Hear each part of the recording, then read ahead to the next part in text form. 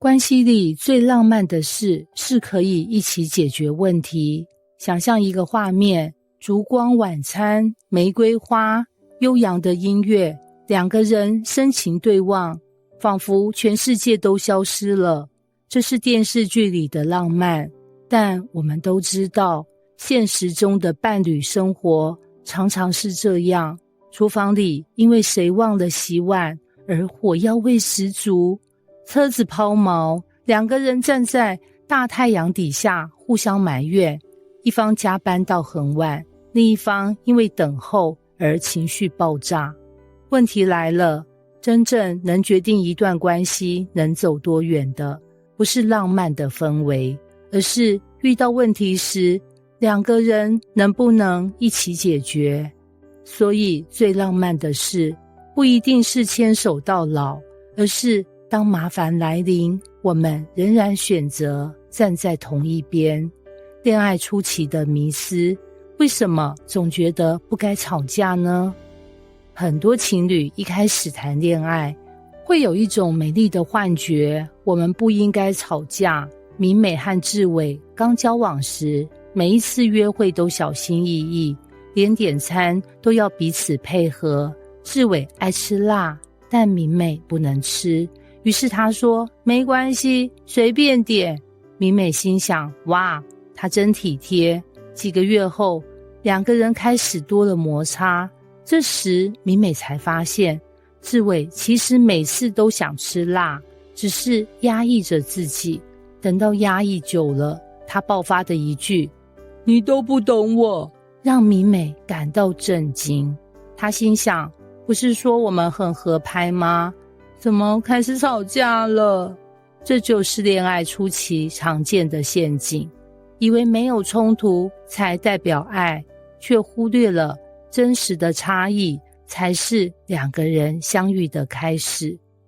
冲突不是地雷，而是关系的考验题。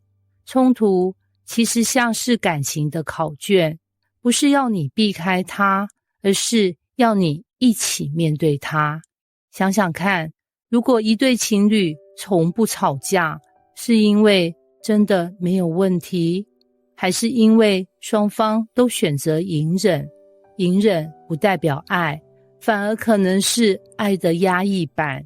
压抑久了，关系就会像一颗气球，终于有一天会因为一根小针掉落而爆炸。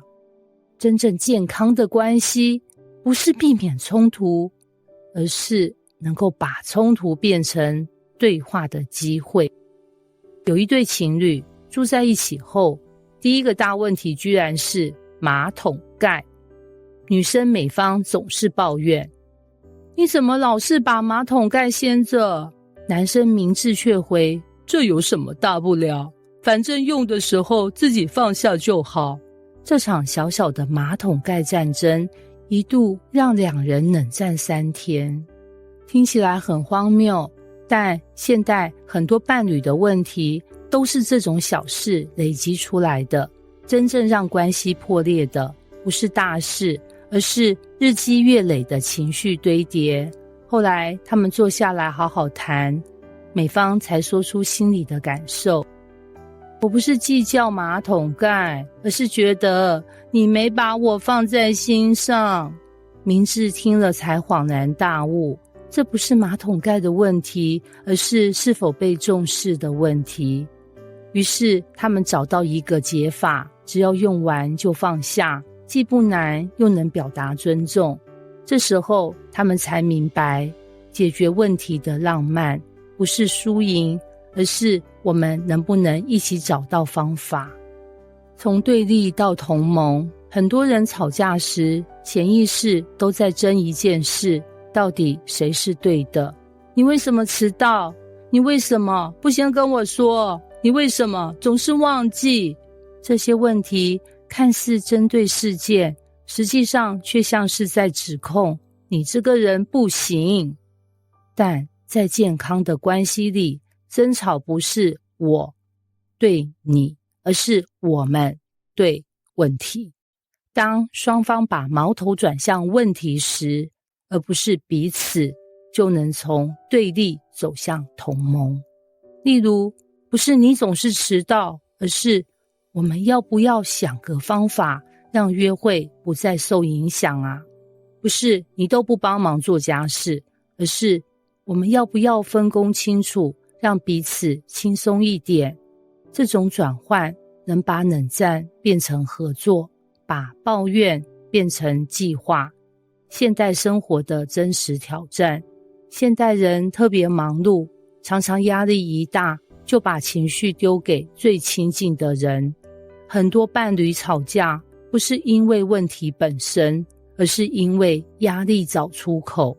举个例子，世杰工作很累，下班只想安静滑手机，美云却觉得他冷漠，于是生气说：你根本不在乎我。其实问题不是在乎不在乎，而是世杰需要休息，美云需要关心，两人都对，只是需要没有被对方理解。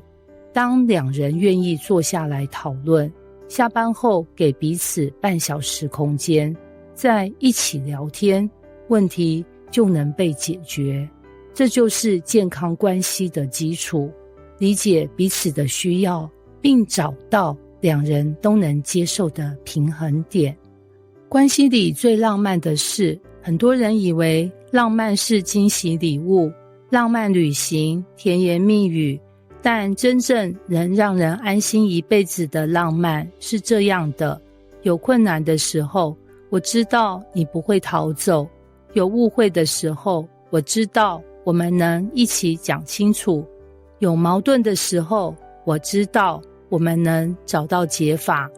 因为爱不是永远没有问题，而是即使有问题，我们还是愿意一起解决。这比鲜花和钻戒都更浪漫。结语：灵魂伴侣不是天生，而是养成。灵魂伴侣不是因为一拍即合而存在，而是因为愿意一起走过问题而养成。健康的关系就像一座房子，不是靠浪漫的外观撑起来，而是靠一砖一瓦的修补建造。当你们在一次次的冲突中选择站在同一边，在一次次的争吵后选择继续相爱，在一次次的问题里找到新的解决方式，你们就正在打造一段能走一辈子的爱。所以请记得，关系里最浪漫的事，不是永远没有问题，而是我们可以一起解决问题。